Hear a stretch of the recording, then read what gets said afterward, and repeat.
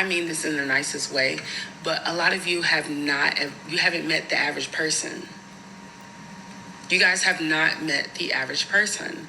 You might have had a couple of bad apples in your world, but you actually have never really been exposed to the average person. The internet allows you guys to see that the average person does not have a high IQ. They don't have emotional intelligence. They don't have self-awareness. They aren't privy to what's going on spiritually, emotionally, politically, financially. The average person is very much so unaware.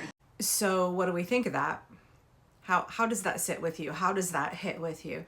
Because I've been wrestling with this for the last year and a half. I used to really balk when I would hear activists and organizers and political pundits use this term low information voter. I was like, that's really fucking offensive. I actually now think it's an accurate term and a pretty neutral descriptor. Your average voter is not well informed. They don't actually require that much information or have taken in that much information before they make a decision about who to vote for. It can be the smallest thing. This is who my parents vote for. This is who my pastor tells me to vote for. This is who all of my neighbors vote for. I am a single issue voter on abortion or on, whatever single issue it is. That's why when we have these conversations, you guys have that false sense of empathy to be like, well, we should just educate. I don't think you've ever been around the average person. They cannot be educated because they're not receptive. And you think I'm being smart when I'm telling you, like, please shut the fuck up. Because if you actually were exposed to the average person at the capacity that I am, you'd be like, yeah, the world is suffering. I'm telling you. You guys are so used to people belittling you and undermining your intelligence that when people are calling out matters that need to be addressed, you automatically go into protection mode of the inner child at the point in time where you maybe weren't taught or you weren't, it wasn't explained to you. And I'm telling you, the reason why you are always having this false sense of empathy because you have not been exposed to the average person. I think for a lot of the people that we surround ourselves with, and correct me if you think I'm wrong here, right? We are all incredibly well informed. We are deep in the weeds of politics and policy, but your average American is not. And I would really encourage you to just take a little assessment, step back, right? In permaculture, we're always talking about applying self-regulation, right? We are willing to take an assessment of what we're doing, and we're willing to take feedback from others and from ourselves and change and adapt. So like take a little self-assessment here. How many hours a day are you spending consuming political stories, political news stories? How many hours a day are you spending reading or watching think pieces from political analysts or pundits? How many hours a week are you spending reading theory? It could be resistance theory, it could be fucking Marx and Engels, it could be political theory, it could be philosophy. How much time are you spending in trying to expand your worldview?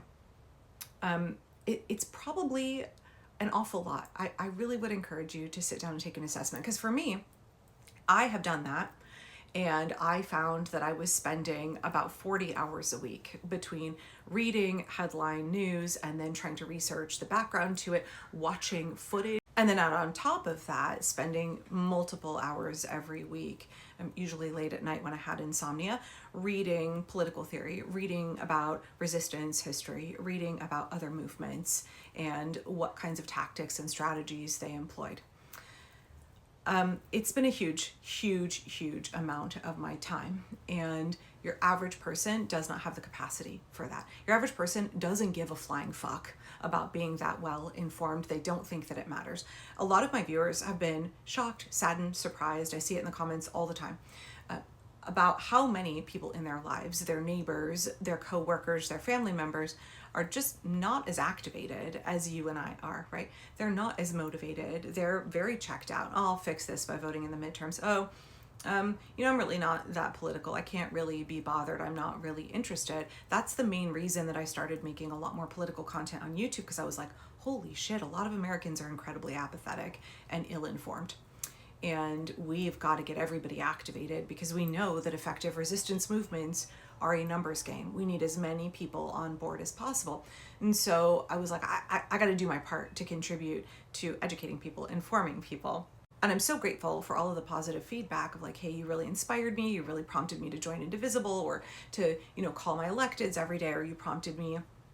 This video that you put together encouraged me to form a local community organizing group where we try and, have like a meager watch, or we try and make sure that people are getting fed. We have a garden share, what have you.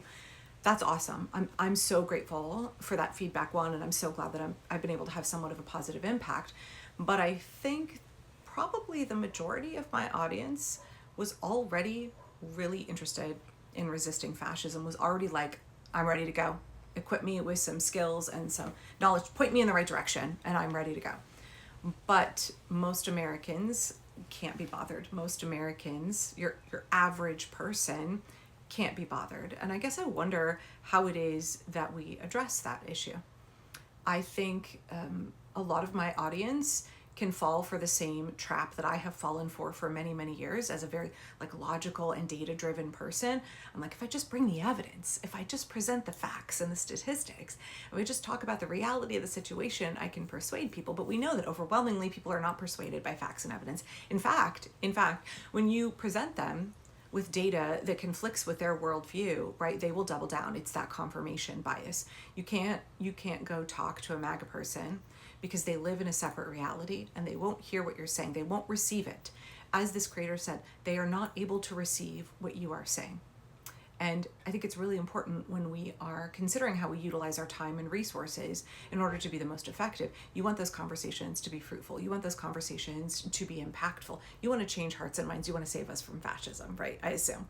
And one of the things I've been trying to do more and more when it comes to that spectrum of allies is either talking to folks who, right, I'm over here, all the way over here, talk to folks who are apathetic, kind of checked out, consider themselves maybe apolitical, but they're not excited about what's happening in America. I want to talk to those folks. Or maybe folks who are a little bit more conservative, right? Ex-homeschool friends, ex-church friends of mine that I still have correspondence with. I'm not trying to reach folks in the diehard MAGA wedge of the spectrum of allies. I'm not trying to reach members of the cult because I don't think that that's a good use of our resources. But neither is just sharing facts and trying to debate with people. I get a lot of flack for pushing back against all of the kind of liberal debate bro creators who will platform far-right extremists, Charlie Kirk and the like, debating them, thinking that that is doing something, thinking that that is persuading anybody. It's not. It's making fantastic rage bait engagement. It's made a great career for them, but it's not actually done anything to fix this mess that we're in. And I would argue that it actually is a detractor. It actually is a net negative, because people hear those two sides in the debate and they're going to listen to whoever is offering them confirmation of their existing worldview.